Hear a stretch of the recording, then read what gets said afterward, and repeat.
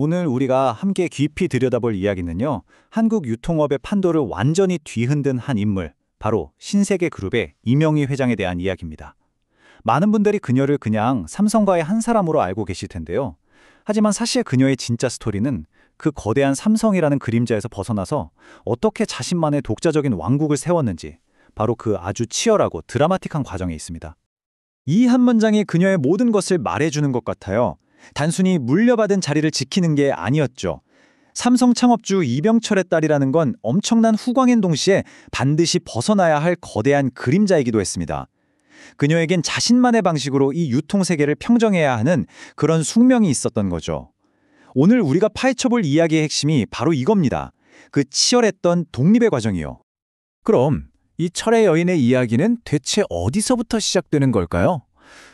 놀랍게도 말이죠. 시작은 아주 화려한 경영회의실이 아니었습니다. 바로 삼성이라는 거대한 제국을 세운 그 창업주의 가장 사랑받는 막내딸이라는 아주 개인적인 역할에서부터 시작돼요. 8남매 중에서도 아버지가 유독 각별하게 아꼈던 그런 딸이었거든요. 자, 그리고 여기서 정말 흥미로운, 어떻게 보면 완전 반전이 나옵니다. 그녀는 39살이 될 때까지 거의 40년 가까이 기업 경영과는 완전히 담을 쌓고 살았습니다. 아마 본인을 포함해서 그 누구도 그녀가 훗날 유통제국을 이끄는 총수가 될 거라고는 상상조차 못했을 거예요. 그녀의 삶은 오로지 헌신적인 아내, 그리고 좋은 어머니라는 역할에만 맞춰져 있었죠. 그런데 그러던 어느 날 아버지에게서 걸려온 전화 한 통이 그녀의 인생 전체를 바꿔놓습니다. 그녀의 인생은 말 그대로 아버지의 그 부름을 기점으로 딱 두 동강이 났다고 볼 수 있어요. 한쪽은 평범하게 가족을 돌보던 사적인 삶이었고요. 다른 한쪽은 갑자기 대한민국 유통업의 미래를 책임져야 하는 리더로서의 삶이었죠. 정말 갑작스럽고 또 아주 극적인 전환이었습니다. 자, 그러면 이 갑자기 주어진 새로운 역할을 그녀는 어떻게 감당했을까요? 사실 적응하고 자시고 할 시간이 많지가 않았습니다. 왜냐하면 아주 강력한 라이벌이 바로 문 앞에서 그녀를 기다리고 있었기 때문이죠. 그녀는 그냥 주어진 자리에 얌전히 앉아만 있지 않았습니다. 아버지의 그 꼼꼼한 메모 습관을 그대로 물려받아서 해외 출장에서 본 온갖 새로운 상품들, 패션 트렌드에 대한 관찰들을 노트에 빼곡하게 채웠다고 해요. 이 노트들이 나중에는 회사 안에서 거의 상품 개발의 교과서처럼, 전설처럼 여겨졌다고 합니다. 품질에 대한 집착이 어찌나 대단했는지 신세계에서 산 거면 믿을 수 있다는 고객들의 절대적인 신뢰를 쌓아 올렸죠. 바로 이 신뢰가 신세계라는 브랜드를 그냥 백화점이 아니라 럭셔리의 상징으로 만든 진짜 힘이었습니다. 그렇게 신세계가 품질 경영으로 한창 잘 나가고 있을 때 운명의 라이벌이 등장합니다. 바로 롯데그룹 신격호 회장의 장녀이자, 여기서 더 놀라운 건 이명희 회장의 대학 동창이었던 신용자가 이끄는 롯데백화점이었어요.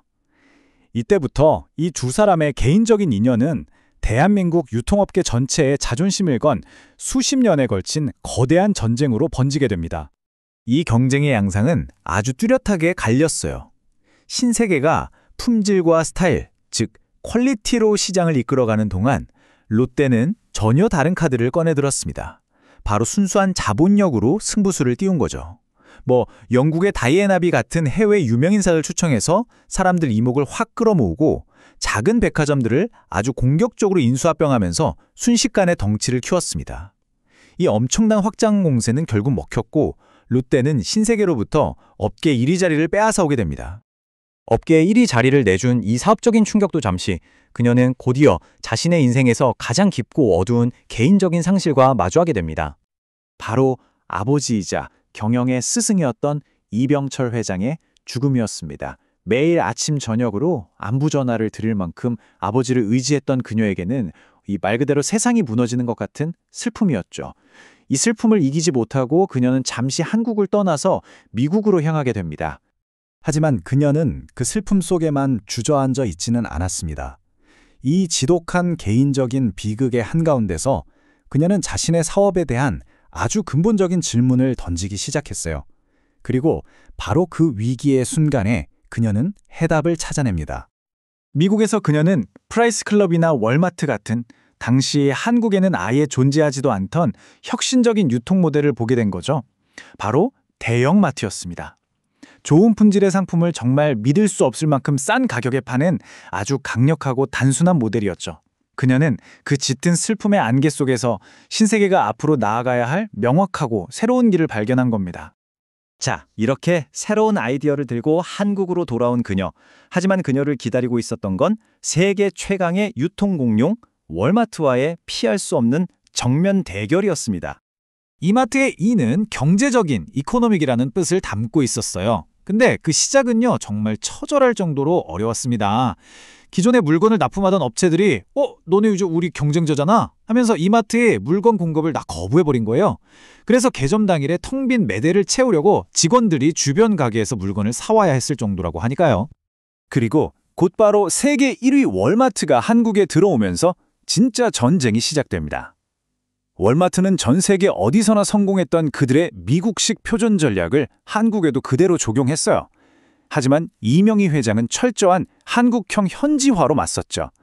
매일 장을 보는 한국 사람들의 습관을 정확히 파고들어서 야채나 과일 같은 신선식품 코너에 힘을 팍 싣고 미국인 기준으로 설계된 그 높은 진열대를 한국 사람들 눈높이에 맞게 다 낮췄습니다.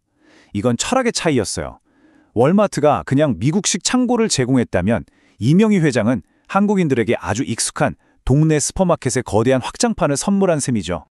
결과는 어땠을까요? 정말 놀라운 일이 벌어졌습니다. 불과 2.8년 만에 그 거대한 글로벌 공룡 월마트가 한국 시장에서 완전히 패배했다는 걸 인정하고 철수를 결정합니다. 이명희 회장이 한국 소비자의 마음을 그 누구보다 정확하게 꿰뚫어 봤다는 걸 증명한 결정적인 승리였습니다. 월마트라는 거인을 쓰러뜨린 그녀는 이제 자신의 시선을 다시 자신의 숙명의 라이벌 롯데에게로 돌립니다. 수십 년 동안 이어진 이 지긋지긋한 전쟁의 마침표를 찍기 위한 마지막 결전이 그녀를 기다리고 있었던 거죠. 그녀의 전략은 대담함을 넘어서 거의 무모해 보일 정도였습니다.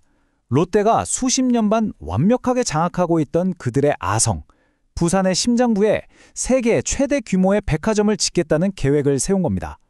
이건 그냥 새로운 지점을 하나 내는 게 아니라 적진의 심장부를 향한 선전포고나 다름없었어요. 당시 그 땅을 사는데 들어간 돈만 1,330억 원이 넘었습니다.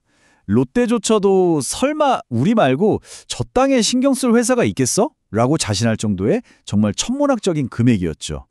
외부에서 볼 때는 이건 실패가 거의 예정된 무모한 도박처럼 보였습니다. 이 건설 과정은 진짜 한편의 전설 같아요. 먼저 그녀는 아주 비밀리에 부지를 확보해서 롯데의 허를 완벽하게 찔렀습니다. 그리고 공사를 하던 도중에 정말 믿을 수 없는 걸 발견해요. 바로 땅에서 천연 온천이 터져나온 겁니다. 이 엄청난 행운은 곧바로 스파와 워터파크라는 핵심적인 매력 포인트가 됐죠. 그 결과 신세계 센텀시티는 기네스북으로부터 공식적으로 지구상에서 가장 큰 백화점으로 인증받으면서 화려하게 탄생했습니다. 그 영향은 즉각적이었고 거의 혁명적이었습니다. 한때 롯데의 난공불락 요새였던 부산의 상권 지도는 이 센텀시티의 등장으로 완전히 새로 그려졌어요. 업계 1위 자리를 내준 지 수십 년 만에 신세계는 가장 극적인 방식으로 이 라이벌 전쟁의 최종 승자가 된 겁니다. 평범한 주부에서 시작해서 아버지의 죽음과 업계의 1위 자리 상실이라는 그 큰 위기를 딛고 마침내 한국 유통업의 역사를 새로 쓴 이명희 회장. 그녀의 이야기는 우리에게 성공과 위기라는 게 어떤 관계인지에 대해 깊은 질문을 던지는 것 같습니다. 여러분은 어떻게 생각하시나요?